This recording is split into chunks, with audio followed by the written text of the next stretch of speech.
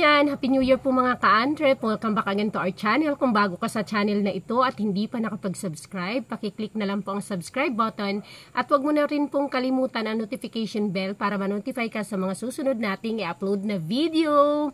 Please subscribe sa mga interested sa mga pinag-uusapan natin dito, small business, mga about sa motor parts business, yung mga nagpaplano ng mga small business na mga related sa motor shop, motor parts, hardware business.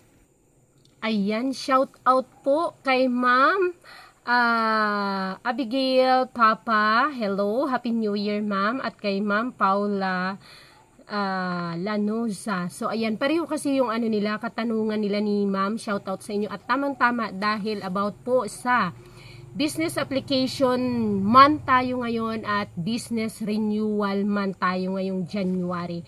Pagpasok kasi ng January to, kapag nataon yan na working holidays ay open na yan ang mga munisipyo, city hall para sa pag-renew. Ngayon, ang katanungan isa po doon sa sa requirements sa pagkuha ng business permit para masabi ka na may business permit ka, kasali po doon ang DTI. Ngayon marami pong mga ka-antrep natin ang hindi aware na ang DTI permit po ay nai-expired. At marami din na mayroong mga DTI permit na nag-stop mag-operate tapos akala nila wala na. So, ayan, ang tanong kasi ni Ma'am Abigail, Ma'am, magkano penalty dahil 2 years na ako late? So, ayun Ma'am, hindi ko lang po sure kasi kung ang DTI permit mo po ay hindi mo na renew, 2 taon ka nang late, di ba? 5 years lang po ang DTI permit.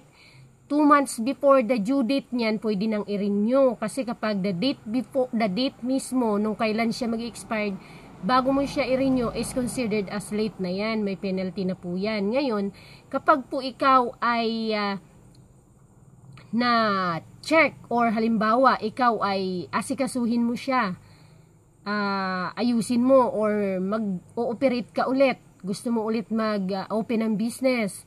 So, syempre, ang pangalan doon, ang TIN number doon, yung mga information na magre-reflect sa'yo at magtuturo po sa'yo, makikita doon na ikaw ay may penalty doon sa hindi mo po pag-renew ng iyong DTI permit. At medyo malaki na yun kasi 2 years na. At magre-reflect na po yun doon sa iyong BIR din. So, ibig sabihin, baka hindi mo rin nabayaran yung mga obligations natin sa BIR. So, kung ganun man, kung halimbawa na late ka doon, kung sa DTI lang talaga at yung sa BIR mo naman ay okay naman, updated ka, binabayaran yung mga dapat bayaran, so yung sa DTI mo lang po ang mapipinaltihan ka.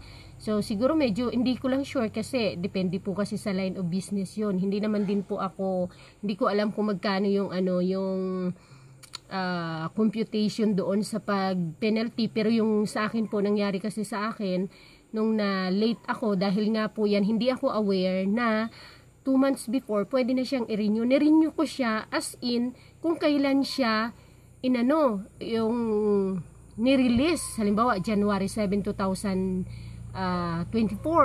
Akala ko, January 7, 2025 din siya i-renew. Sample lang po yun ha, pero 5 years po ang validity ng DTI. So, hindi considered as late na siya. Ngayon, lumaki lang yun sa akin, umabot ng 20 plus kasi doon na rin nasilip na yung aking bookkeeper ay may mga hindi pala binayaran sa BIR. So, doon siya nasilip. Kung hindi ko inayos yung DTI ko, hindi yun nasilip. Lalaki at lalaki lang din yung mga penalty ko sa BIR. Pero since inayos ko agad yung sa DTI, yun nakalkal yun siya at nagka-penalty pa rin po ako sa DTI. Hindi ko lang na maalala kung magkano exactly yung para sa hindi pag-renew on time ng DTI permit. Ayun, kay ma'am naman po, Ma'am Paula, sabi niya, Ma'am, ano mangyari po pag nag-expired na at hindi na i-renew? Auto-cancel na po ba yung permit? Or need pa rin po ipa-cancel? Hindi ko sure dito kay Ma'am kung or need auto-cancel na po ba yung permit or need mo pa din ipa-cancel. So, ibig sabihin siguro ni ma'am ay, ano ba tawag dito ha? Ano kaya ibig sabihin dito ni ma'am? Hindi niya lang na rin yun, nakalimutan niya. Kung nakalimutan niya, ay may penalty na po talaga. Kahit po yan araw, buwan, linggo. Kasi 2 months before, pwede na po siyang i-renew eh. Pero kapag doon na siya sa year, same nung expiration, expired na po yun. Late na siya, considered as late. So, same din po. Magpi-penalty din po kayo. So, halimbawa, ganyan, kung may mga, halimbawa, mag-stop na po kayo, ipaalam nyo po yun sa BIR na nag-stop na kayo. Ipaalam nyo po sa sa munisipyo or sa city hall nyo, sa DTI na mag-stop operate na po kayo. Halimbawa, sabihin nyo due to bankruptcy or what, kailangan nyo po yun i-file kasi kung hindi, akala po nila yan ay tuloy-tuloy pa rin po ang pag-ooperate ninyo kasi nandoon pa rin po sa system yung inyong business permit pero hindi kayo nagbabayad ng mga taxes o hindi ninyo nire-renew ang iyong mga business permits. Kaya, kung gaano katagal kayong nag-stop na dahil akala nyo wala lang, okay lang na mag-stop na kayo basta't ayaw nyo na, wala din kayong ginawa doon sa mga papers nyo or sa mga permits nyo, tuloy-tuloy lang po yun siya nagugulong, mag-penalty na mag-penalty, maglaki na maglaki. So wala naman po yun problema kung hindi na kayo magbi-business ulit. Pero what if maisipan nyo na mag-open ulit ng business? Kasi kahit anong business pa yung i-open nyo susunod, lahat ng details doon sa previous business permits nyo ay ituturo pa rin ang kayo doon base doon sa details na ibibigay nyo sa panibago nyong business permits kung kung mag-apply naman po kayo ulit or mag-open ulit kayo ng panibagong business kahit hindi na yung dati nyong business.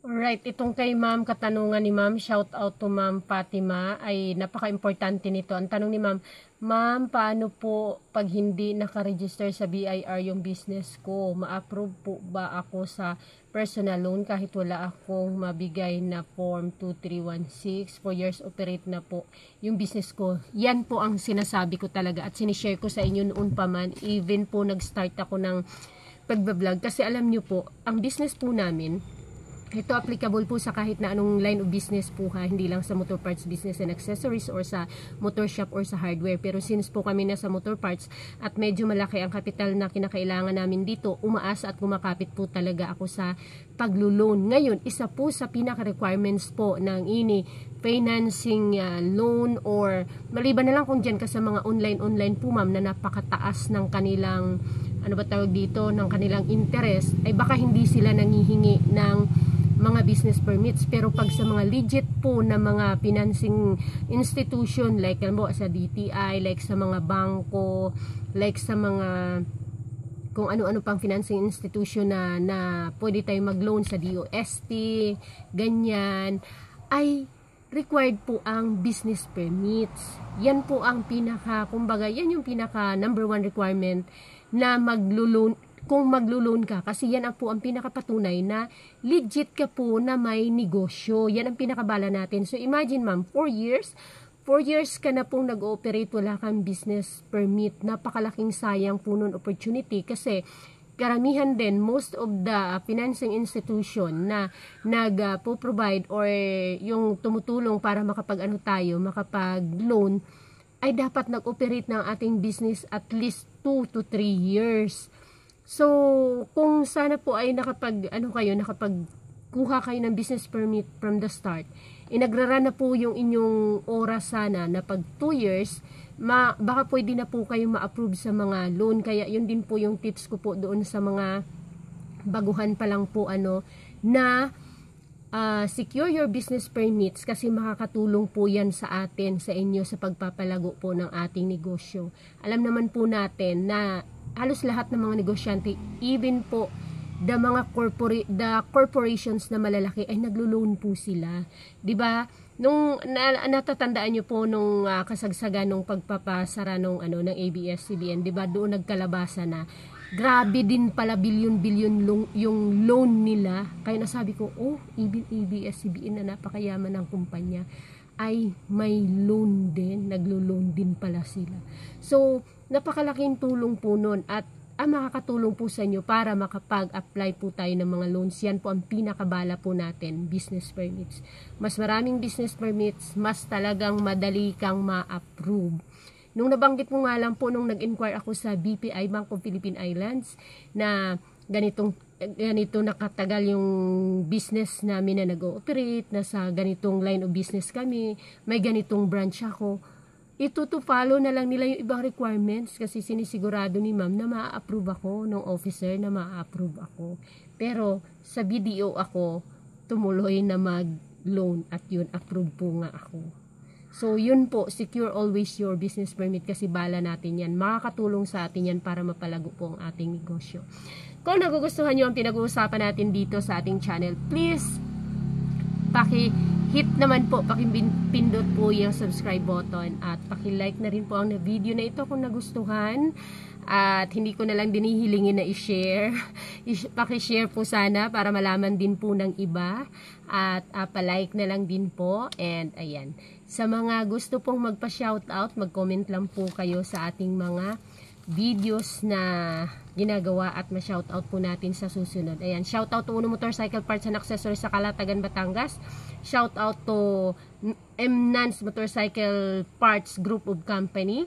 Shoutout to Mix Motor Parts from Tampakan, South Cotabato. Hello!